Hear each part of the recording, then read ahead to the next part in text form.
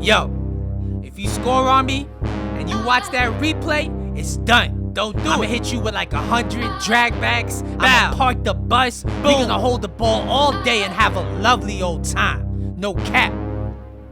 I can run the game in sandals. No long talk, don't ramble. If I score once, it's done. I'ma hold the ball, you won't have fun. Pass around the back, no shame. It's more than just a game. If you promise me elite, I'ma sell my mom's soul today.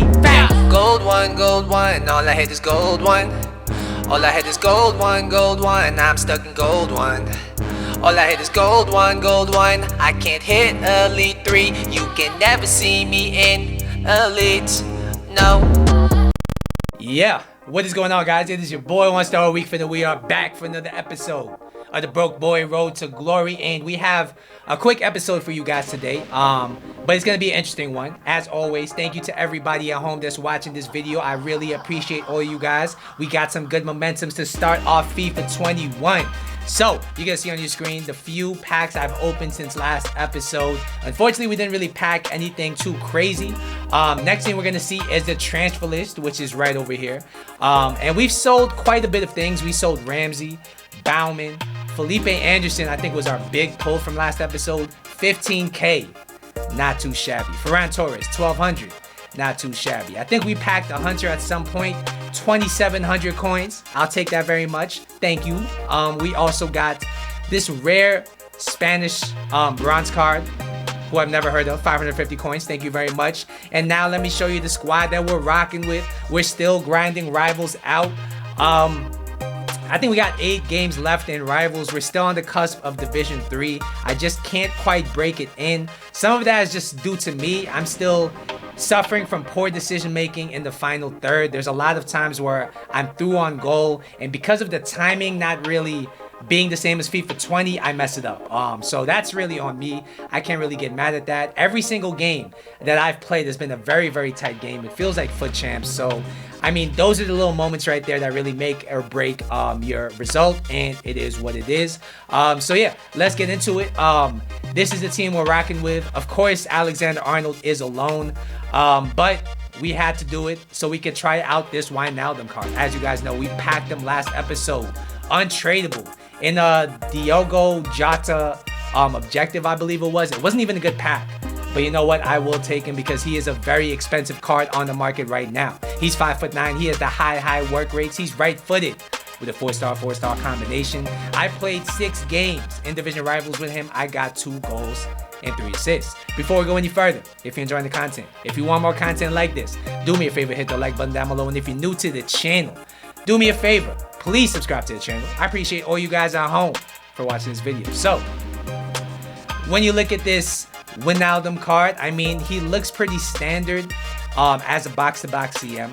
When you look at all his stats, I mean, the pace, the shooting, the defending, and physical are all there. So what really separates him from the other players on this game? Because you could compare him to Lamer, you could compare him to Llorente, and he's about 4 to 5 times the price of those cards. So what really makes it so? I mean, that's really why I want to try him in-game, and that's why I brought Alexander-Arnold's loan to try him in Rivals in some decent gameplay.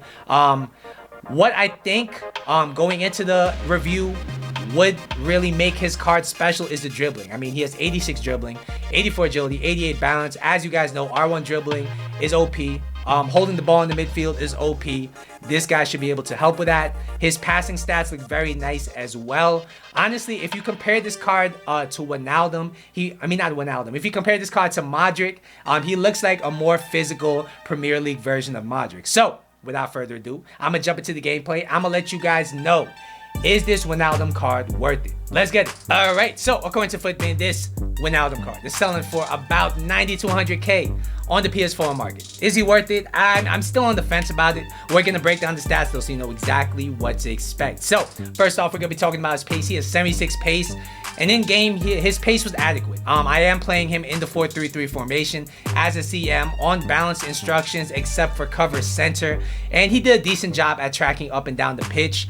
This part of his card is what I was worried about because I was replacing my Marcos Llorente with him in this team. And as you guys know, Llorente is a beast as far as pace goes. When you compare their pace, I think Wijnaldum is just a step slower, but I wouldn't class him as slow at all. Overall, this guy's pace is a 7.5 out of 10. It's adequate, nothing more, nothing less. Next, we'll talk about shooting.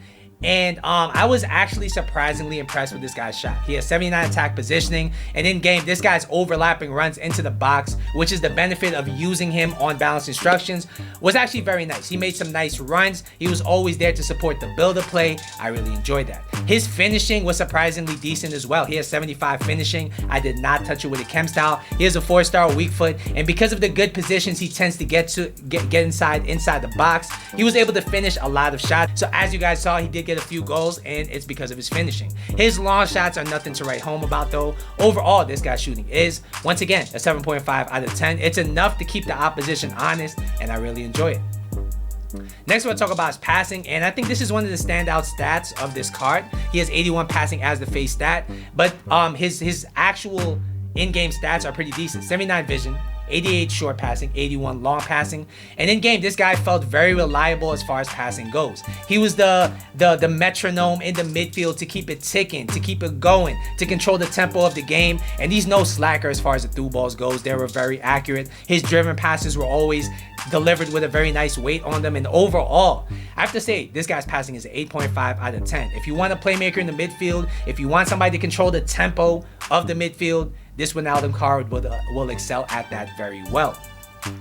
Next, we'll talk about his dribbling, and I think it was the best aspect of this card. He feels so smooth on the ball, and it's probably because of his 84 agility and 88 balance. Once again, I did not touch these stats at all with the chem style, and they were good just as they were. He has 88 ball control, 85 dribbling, 86 composure. I mean, this man is the definition of press resistant. And if your midfield has some bruisers, has some destroyers, but they lack somebody who could bring the ball from defense to attack, they lack somebody who could really bear down and hold the ball when the opposition puts you under pressure, this guy's going to be the guy you need to add to your midfield. Overall, this guy's dribbling is a 9 out of 10. As far as midfielders goes, he has an elite dribble on him. Finally, we will be talking about his defending and physical, and I will say I was a bit underwhelmed by it. I mean, he has 78 defending, 79 physical, and I thought he would feel better in game, but he just felt kind of average. I mean, I will say he silently did his job. He was always in decent positions to break up play. His interceptions were decent.